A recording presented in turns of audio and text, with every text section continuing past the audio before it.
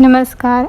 आज मैं आपको देव प्रबोधिनी एकादशी यानी कि देव उठनी एकादशी के बारे में बताने वाली हूँ और उसके बारे में पौराणिक कथा और उसका महत्व बताने वाली हूँ।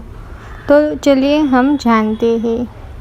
ये देव उठनी 11 एकादशी कार्तिक शुक्ल पक्ष की एकादशी देवोत्थान तुलसी विवाह एवं भीष्म पंचक एकादशी के रूप में मनाई जाती है। दीपावली के बाद आने वाली इस एकादशी को प्रबोधिनी देव उठनी एकादशी भी कहते हैं। पहले देवोत्थान एकादशी।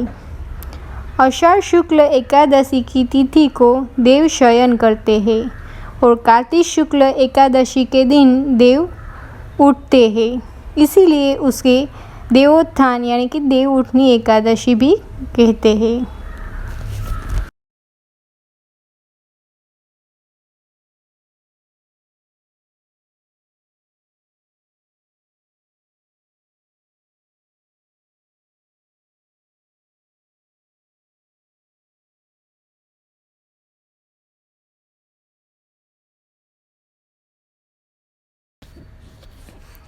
कहा जाता है कि भगवान विष्णु आषाढ़ शुक्ल एकादशी को 4 माह के लिए क्षीर सागर में शयन करते हैं और 4 महीने पश्चात वे कार्तिक शुक्ल एकादशी को जागते हैं। विष्णु जी के शयन काल के 4 माह के में विवाह आदि अनेक मांगलिक कार्यों का आयोजन नहीं होता। हरि के जागने के पश्चात यानी कि भगवान विष्णु के जागने के बाद ही सभी मांगलिक कार्य शुरू किए जाते हैं। इसकी एक कथा भी प्रचलित है। एक बार भगवान विष्णु से उनकी प्रिया लक्ष्मी जी ने आग्रह के भाव में कहा, हे भगवान, अब आप दिन रात जागते हैं लेकिन एक बार सोते हैं तो फिर लाखों करोड़ों वर्षों के लिए सो जाते हैं तथा उस समय समस्त चराचर का नाश भी कर डालते हैं। इसीलिए आप नियम से विश्राम किया कीजिए। आपके ऐसा करने से मुझे भी कुछ समय आराम का मिल जाएगा। लक्ष्मी जी की बात भगवान को उचित लगी। उन्होंने कहा कि तुम ठीक कहती हो। मेरे जागने से सभी देवों और खासकर तुम्हें कष्ट होता है। तुम्हें मेरे सेवा से वक्त नहीं मिलता। इसीलिए आज से मैं हर वर्ष 4 मास वर्षा ऋतु में शयन किया करूँगा। मेरी यह निद्रा अल्प निद्रा और प्रलयकालीन महानिद्रा कहलाएगी। यह मेरी अल्प निद्रा मेरे भक्तों के लिए परम मंगलकारी रहेगी। इस दौरान जो भी भक्त मेरे शयन की भावना कर मेरी सेवा करेंगे, मैं उनके घर तुम्हारे समेत निवास करूँगा। मैं आपको एक पौराणिक कथा देव उठनी एकादशी के बारे में सुनाती हूँ। एक राजा के राज्य में सभी लोग एकादशी का व्रत रखते थे। प्रजा तथा नौकर चाकरों से लेकर पशुओं तक को एकादशी के दिन अन्न नहीं दिया जाता था। एक दिन किसी दूसरे राज्य का एक व्यक्ति राजा के पास आकर बोला, महाराज, कृपा करके मुझे नौकरी पर रख ले।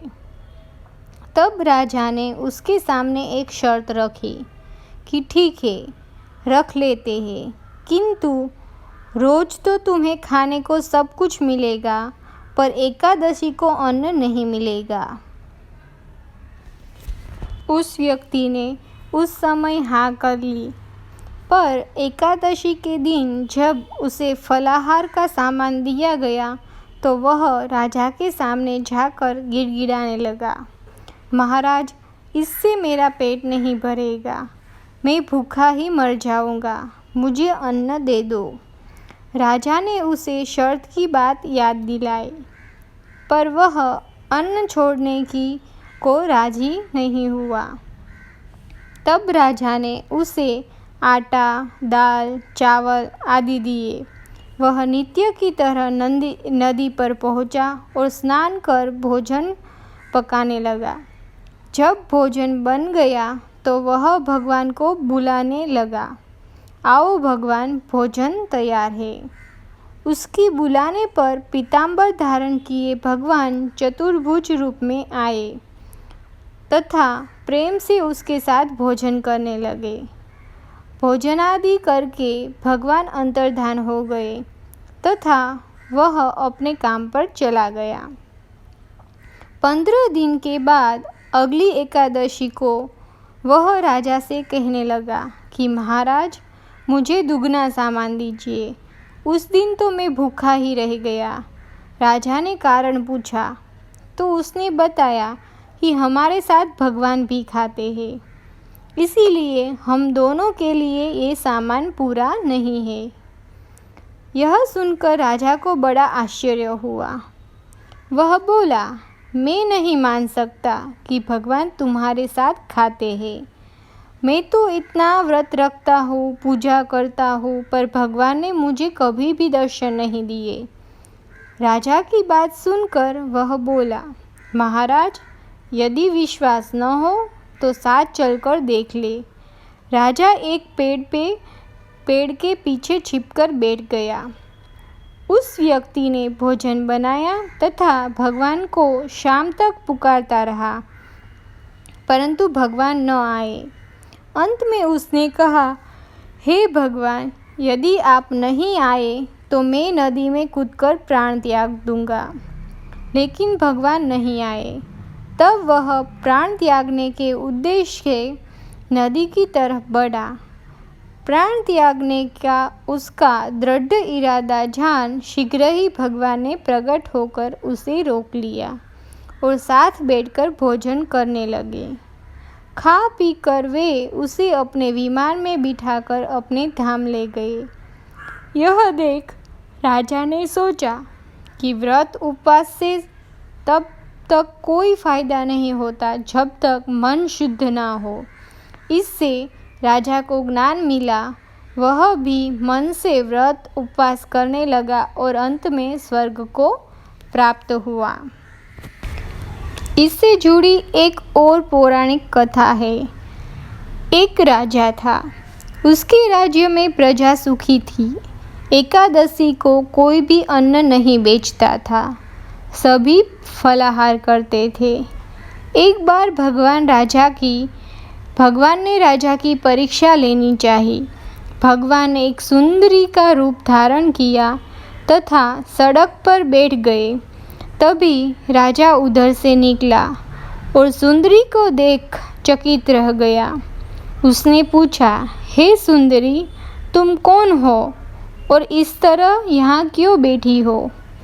तब सुंदर स्त्री बने भगवान बोले, मैं निराश्रिता हूँ। नगर में मेरा कोई जाना पहचाना नहीं है, किससे सहायता मांगूं? राजा उसके रूप पर मोहित हो गया था। वह बोला, तुम मेरे महल में चलकर मेरी रानी बनकर रहो। सुंदरी बोली, मैं तुम्हारी बात मानूंगी, पर तुम्हें राज्य का अधिकार मुझे सौंपना होगा। राज्य पर मेरा पूर्ण अधिकार होगा। मैं जो भी बनाऊंगी तुम्हें खाना होगा। राजा उसके रूप पर मोहित था, अतः उसकी सभी शर्तें उसने स्वीकार कर ली। अगले दिन एकादशी थी। रानी ने हुक्म दिया कि बाजारों में अन्य दिनों की तरह अन्न बेचा जाए।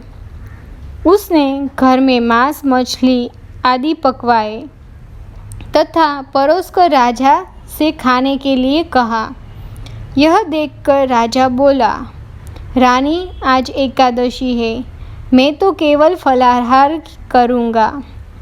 तब रानी ने शर्त की याद दिलाई और बोली, या तो खाना खाओ, नहीं तो मैं बड़े राजकुमार का सिर काट दूंगी। राजा ने अपनी स्थिति बड़ी रानी से कही तो बड़ी रानी बोली, महाराज, धर्म न छोड़े, बड़े राजकुमार का सिर दे दे। पुत्र तो फिर भी मिल जाएगा, पर धर्म नहीं मिलेगा। इसी दौरान बड़ा राजकुमार खेलकर आ गया। माँ की आंखों में आंसू देखकर वह रोने का कारण पूछने लगा, तो माँ ने उसे सारी वस्तुस्थिति बता दी। तब वह बोला, मैं सिर देने के लिए तैयार हूँ। पिताजी के धर्म की रक्षा होगी और ज़रूर होगी। राजा दुखी मन से राजकुमार का सिर देने को तैयार हुआ।